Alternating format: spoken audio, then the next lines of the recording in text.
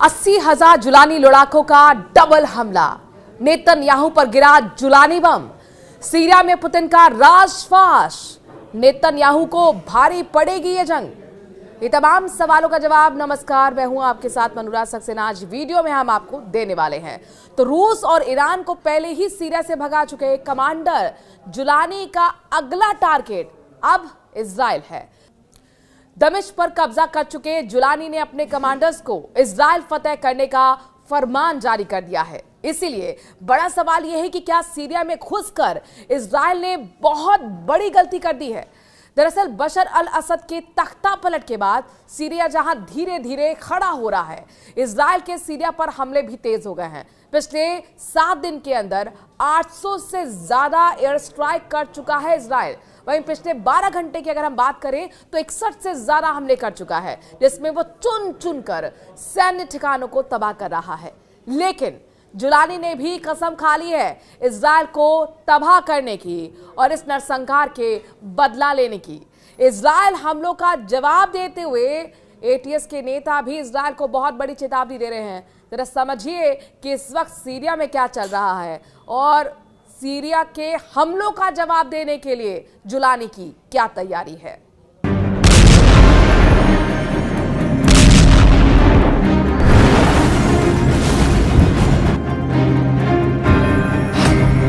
Commander Jolani Israel पर बरसाएगा बम। Commander Jolani का Syria mission पूरा हो चुका है।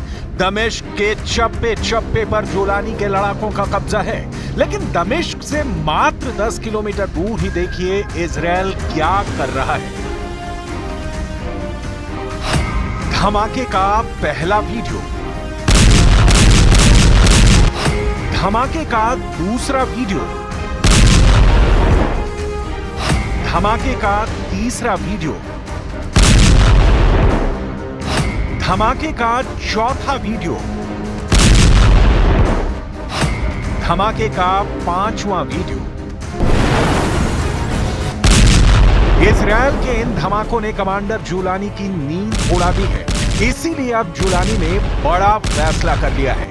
फैसला इजरायली सेना के आगे झुकना नहीं, बल्कि उसे झुकाना है। सीरिया की 1 इंच पर भी इजराइल का कब्जा जुलानी को मंजूर नहीं है। इसीलिए कमांडर जुलानी ने अपने लड़ाकों को इजरायली सेना पर सीधे अटैक का फरमान जारी कर दिया है। असद सरकार के पतन के बाद ही इजराइल ने सीरिया में मौजूद सेना के कई ठिकानों को नस्तनाबूद करना शुरू कर दिया। ये कब तक चलेगा, ये दुनिया के किसी भी देश को नहीं मालूम। लेकिन अब ये साफ होने लगा है कि इजराइल के हमले से युद्ध और भड़क सकता है, क्योंकि कमांडर जुलानी को सीरिया में इजराइल की उपस्थिति कांटे की तरह चुभ रही है। इसीलिए जुलानी ने फरमान जारी किया है कि इजरायली सेना जहां भी दिखे उस पर हमला करो। जुलानी के हौसले बुलंद हैं। जुलानी असद का 54 साल का साम्राज्य खत्म कर चुका है। जुलानी की नजर इजराइल पर भी टेढ़ी हो चुकी है। कमांडर जुलानी ने इजराइल को इशारों में समझाना भी शुरू कर दिया है। जुलानी ने मीडिया से बात करते हुए कहा कि सीरिया पर जिसने भी हमला किया उसके मंसूबे आज तक सफल नहीं हुए और अब भी ऐसा ही होगा। वमा मिन इम्बरातोरिया गाज़िया गज़त अर्द अश-शाम इल्ला खरजत मिनहा वसुहिक़त इम्बरातोरियतुहा। المغول دخلوا إلى الشام وخرجوا منها، انتهت إمبراطورية. إمبراطورية فارسية كانوا في الشام، عندما خرجوا منها انتهت إمبراطورية. الروم عندما دخلوا وخرجوا انتهت إمبراطورية. أيضا الاحتلال الفرنسي 1920 كان عنده إمبراطورية واسعة وفي أمصار متعددة، كان يحتل دول متعددة. لما خرج من الشام انتهت إمبراطورية. حتى الخلافة العثمانية كانت سلطنة، لما دخلت إلى الشام أصبحت خلافة، ولما خرجت منها عادت دولة। खूनी हमले बर्दाश्त नहीं। जुलानी सीरिया पर एक छत्र राज चाहता है। उसे ना तो विद्रोहियों की डिस्टर्बेंस पसंद है और ना ही पड़ोसी मुल्कों की। जुलानी असद सरकार की हर निशानी को उखाड़ फेंकना चाहता है। सिर्फ इजरायली नहीं, जुलानी के खूनी अतिक्रमण से सालों से सीरिया में काबिज रूस को भागना पड़ा। रूसी सेना की सीरिया से वापसी शुरू हो चुकी है। हर गुजरते दिन के साथ सीरिया से रूस की मौजूदगी धीरे धीरे कम हो रही है। सीरिया से आए इन ताजा सैटेलाइट तस्वीरों को देखिए, जिसे institute for the study of wall यानी ISW के एक्स हैंडल से जारी किया गया है। 13 दिसंबर को सैटेलाइट कैमरे ने सीरिया में मौजूद रूस के सैन्य अड्डों की तस्वीरें ली। लताकिया के खमीमिम एयरबेस और टार्टस नेवल बेस की तस्वीरों में साफ साफ दिख रहा है कि रूस सीरिया छोड़कर भाग रहा है। पुतिन के हार की पहली तस्वीर। इस सैटेलाइट तस्वीर में 2 AN-124 ट्रांसपोर्ट एयरक्राफ्ट दिख रहे हैं। दोनों प्लेन्स के आसपास गाड़ियां मौजूद हैं। कार्गो का सामान लोड किया जा रहा है। विमान उड़ने की तैयारी में है।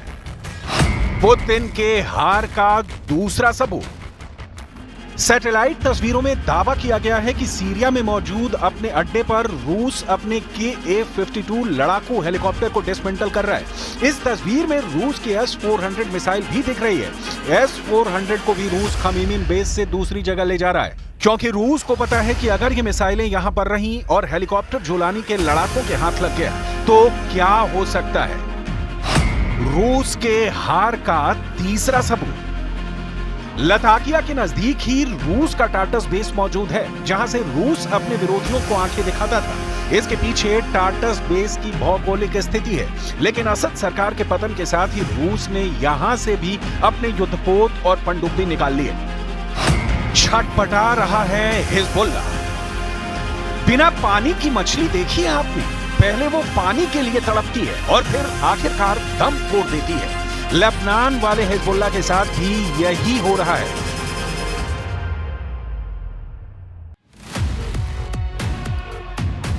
सीरिया में बशर अल असद की सत्ता का पतन होने के बाद हिजबुल्लाह की मेन सप्लाई लाइन कट गई है। रिपोर्ट्स के मुताबिक हिजबुल्लाह के पास हथियार नहीं बचे, उसके हथियार गोदाम भी खाली हो चुके हैं। हिजबुल्लाह असद का मुख्य समर्थक था और पिछले दशक में उसने हजारों लड़ाके सीरिया में असद के समर्थन में भेजे थे।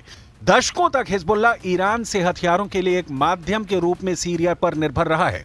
Hezbollah chief Naim Qassem Julani के आगे गिड़गिड़ा रहा है ताकि ईरान से सीरिया के रास्ते आने वाले उसके हथियार की सप्लाई लाइन फिर से शुरू हो जाए।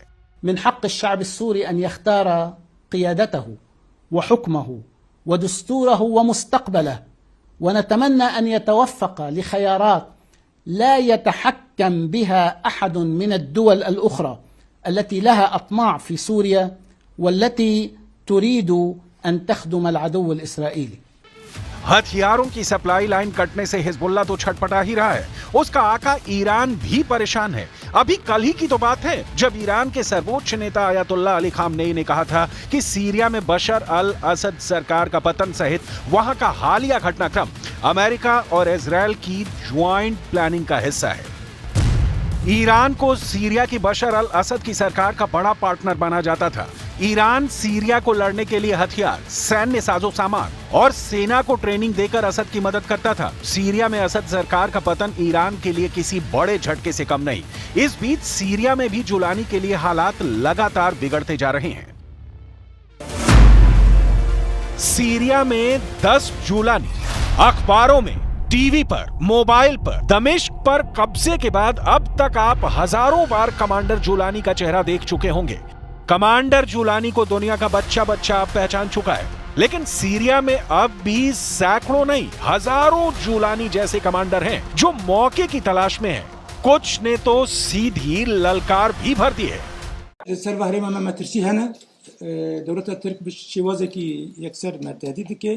خطر گروپ چکدار جیر داورند ورن حتی هرم دیر زوری رقه جبر ویجی جبانه که آبا هرمانه بپارزینن گلی خوب بپارزینن بسکریک جی سوری جی غربی فراته و جوای فراته نن هرم ما چه دست ما بکن چه تدبیر ما بکن। सीरिया में सक्रिय गुटों में खूनी संघर्ष बढ़ता जा रहा है, जिससे सीरिया में नया गृह युद्ध छेड़ने का अंदेशा पैदा हो गया है। फर्स्ट पोस्ट की रिपोर्ट के मुताबिक सीरिया में तुर्की समर्थित सीरियाई नेशनल आर्मी यानी SNA और अमेरिका समर्थित सीरियाई डेमोक्रेटिक फोर्स यानी SDF के बीच तनाव बढ़ रहा है। SDF कुर्द, अरब और सीरियन मिलिशिया का गठबंधन है। SNA तुर्की के समर्थन से बने विद्रोही समूहों का गठबंधन है। तुर्की और अमेरिका समर्थित गुटों के अलावा भी कई गुट सीरिया में संघर्ष कर रहे हैं, जिससे स्थिति बेहद ही बिगड़ चुकी है। सुपर पावर अमेरिका सीरिया के मौजूदा हालात को लेकर बहुत गंभीर है। अमेरिका की विदेश मंत्री एंटनी ब्लिंकन कई देशों का दौरा कर रहे हैं। अपने दौरे के पहले पड़ाव पर ब्लिंकन तुर्की पहुंचे। यहां उन्होंने पहले तुर्की के विदेश मंत्री से मुलाकात की, फिर राष्ट्रपति एर्दोआन से मिले। ब्लिंकन ने कहा कि अमेरिका क्षेत्र में शांति के लिए हर कोशिश करेगा। So, first, yes, we've been in contact with HTS and with other parties. We have impressed upon everyone we've been in contact with the importance of helping find Austin Tice and bringing him home. And we've also shared the principles that I just laid out for our ongoing support, principles, again, that have now been adopted by countries throughout the region and well beyond. And we've communicated those. Israeli सैनिकों ने पिछले हफ्ते में Golan Heights पर Israeli और सीरियाई सेनाओं को अलग करने वाले संयुक्त राष्ट्र बफर जोन में एंट्री की थी। इजरायल के इस कदम पर संयुक्त राष्ट्र ने कहा कि यह कदम 1974 के युद्ध विराम समझौते का उल्लंघन है, लेकिन इजरायली पीएम ने कहा कि असद सरकार के गिरने के बाद इस समझौते को इजरायल ने खत्म कर दिया है, यानी सीरिया में युद्ध का भड़कना तय है।